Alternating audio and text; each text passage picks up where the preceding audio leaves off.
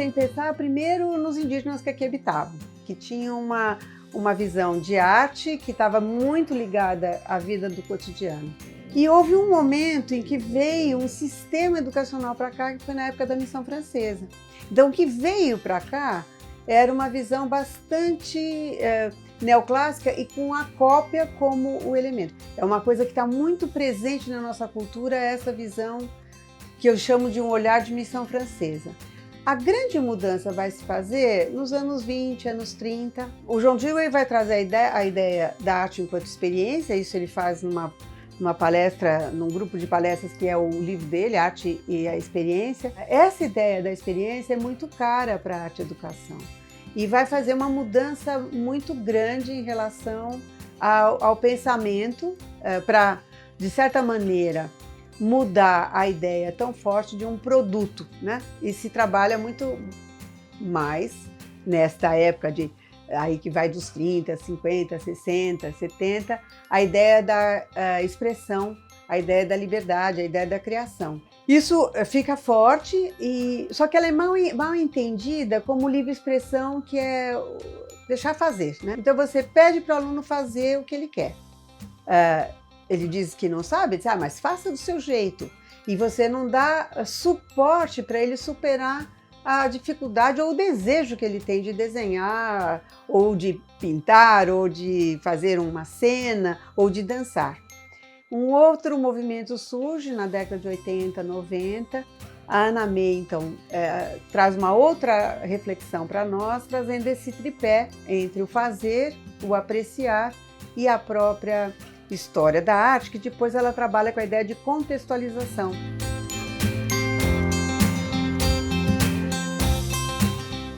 Quando a Anna May traz a ideia de uma abordagem triangular, que é essa ideia desses três eixos, ela está dentro de uma ideia que traz não a novidade, não a coisa nova, mas um outro jeito de olhar para o ensino de arte para sair desses modelos que são muito fortes ainda. Quando ela fala de produção, né, quando se fala então deste fazer, a gente pode pensar, mas fazer o quê? Né? E com que materiais? Então, quando a gente está falando de produção, não é simplesmente experimentar um material e explorar, mas essa materialidade vai dizer o quê? A história da arte ou os artistas vêm, e a apreciação aí nesse sentido de uma leitura, vem para ampliar o repertório. Vai depender do quê? Eu estou trabalhando de cores, como que a cor é trabalhada? E eu posso trazer inúmeros artistas diferentes, não um, para falar disso. Né? Então, este olhar diferenciado é me dado pela arte, mas não para copiar uma obra, que é o grande problema que a gente tem dessas releituras, mas a obra como ampliação dela. Então, se a gente vai olhar em relação à produção, à apreciação e à reflexão, e essa reflexão, ela está pautada neste olhar sobre todo esse processo vivido, né? O que eu aprendi com isso e como eu posso ampliar? Então, a apreciação não deveria ficar centrada numa única obra de um único artista. Então, um dos problemas que se tem, eu já vi escolas que determinam vai ser o ano do artista X e cada classe tem um artista, uma obra desse artista que vai fazer a releitura. E a gente tem tudo igualzinho como releitura, porque não está se pensando em processo de criação do artista, né? Está se pensando na obra como produto final. Então, essa mudança de produto para processo e pensando em produção e não produto, que a produção envolve a ação, né? Envolve todo o caminho que foi feito. Aí a gente teria um outro resultado.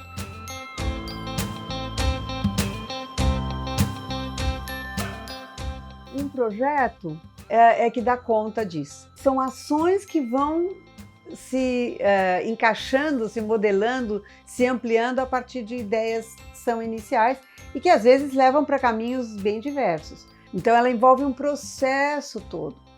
Há projetos que é de uma aula.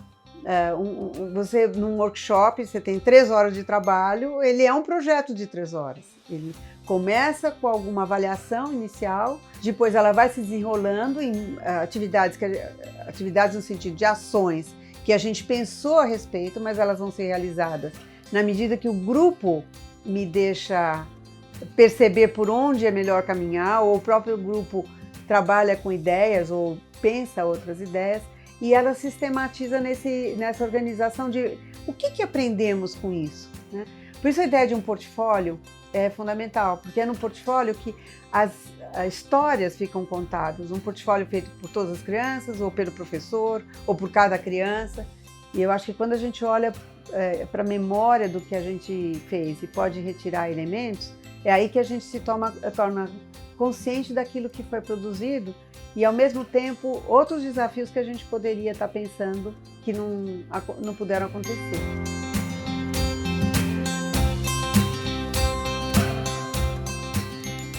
Com os projetos com adolescentes, a gente também tem que ser muito cuidadoso no sentido de que escuta a gente faz dele, né? Porque às vezes o adolescente já tem uma escolha específica quando é aberto para as questões de arte ou diz, eu não sei desenhar, eu não sei fazer, eu fico quieta e se perde a voz. O grafite está nas ruas, é um museu de rua que está aí aberto para o grafite, né? Então, acho que o grande problema do adolescente é a gente também trabalhar de forma mais próxima ao contemporâneo para eles. Tem muitos aspectos que esse adolescente pode trabalhar, inclusive com a questão da linguagem fotográfica, porque ele fotografa muito com seu celular, né? Mas ele acaba usando a fotografia apenas como uma representação e não como uma linguagem mesmo. Então é para dizer como é que ele está vestido, com quem ele estava, o que ele comeu, mas não tem essa coisa daquela foto que é pensada intencionalmente para fazer, que aí ele começa a se conscientizar da linguagem, né?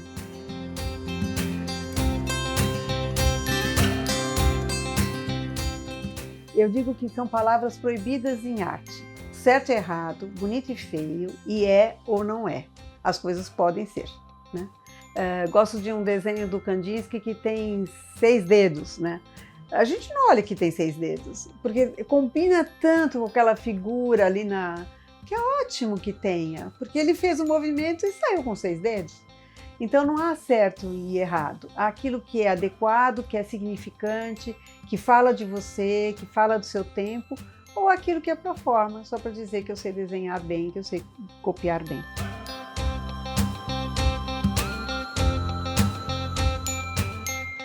A avaliação é muitas vezes vista igual nota, igual fechamento. E a avaliação, para mim, é início de trabalho. A avaliação é durante todo o tempo, ela é formativa, então é durante todo o tempo para você ir vendo como que isto vai sendo mudado. A transformação é que é importante, né? Quer dizer, ele conseguiu entender aquilo que ele estava se propondo como trabalho, ele se envolveu no projeto, ele deu o que ele podia dar ou ele ficou aquém? Muito mais do que olhar o produto. É o processo. Se a gente está valorizando o processo, a avaliação também é de processos, não é de produção final.